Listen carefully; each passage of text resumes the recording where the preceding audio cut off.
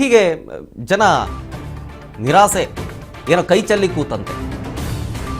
ನೋಡಿ, petrol diesel ಬೆಲೆ ಏರಿಕೆ ಆಗಿಬಿಟ್ಟಿರೋದ್ರಿಂದ ನೋಡಿ, ಪ್ರತಿ ಲೀಟರ್ ಪೆಟ್ರೋಲ್ ದರ 3.25, ಡೀಸೆಲ್ ದರವೂ ಕೂಡ ಅಷ್ಟೇ ಜಾಸ್ತಿ ಆಗಿದೆ. ಈಗ ಎಲ್ಲ ವಸ್ತುಗಳ ಬೆಲೆ ಏರಿಕೆ ಆತಂಕದಲ್ಲಿ ಜನರಿದ್ದಾರೆ. ಇನ್ನು ಯಾವ್ಯಾವ ವಸ್ತುಗಳ ಬೆಲೆ ಏರಿಕೆ ಆಗುತ್ತೋ ಏನೋ ಅಂತ ಸಾರ್ವಜನಿಕರ ಹಿತ ಕಾಯುವಲ್ಲಿ ವಿಫಲವಾದಂತೆ ಕಾಣಿಸ್ತಾ ಇದೆ ಸರ್ಕಾರ.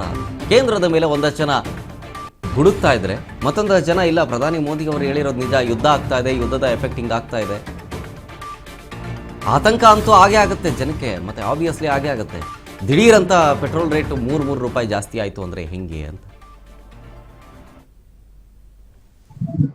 ಸಾಮಾನ್ಯ ವರ್ಗದ ಪರಿಸ್ಥಿತಿ ಏನಾಗೈತಿಪ್ಪ ಅಂದ್ರ ಹಂತ ಹಂತವಾಗಿ ಅವನೇನೈತಲ್ಲ ಕೈ ಕಟ್ಟುವಂತ ಪರಿಸ್ಥಿತಿ ಆಗ್ಬಿಟ್ಟೈತಿ.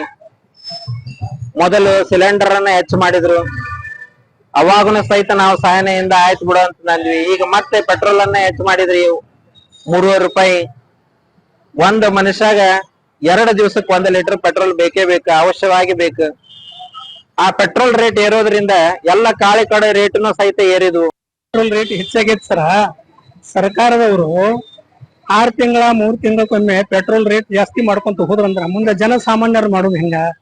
ಅದಕ್ಕ ಒಂದ್ ಇತಿಹಾಸ ಕೊರಕ್ ಸರ. ರಾಜ್ಯ ಸರ್ಕಾರ, ಕೇಂದ್ರ ಸರ್ಕಾರ ಎರಡೂ ಸಹಭಾಗಿತ್ವದಲ್ಲಿ ಸರಿಯಾದ ರೀತಿಯಿಂದ ಜನಸಾಮಾನ್ಯರಿಗೆ ನಿಲುಕುವಷ್ಟು ದರದಲ್ಲಿ ಇಡಬೇಕು.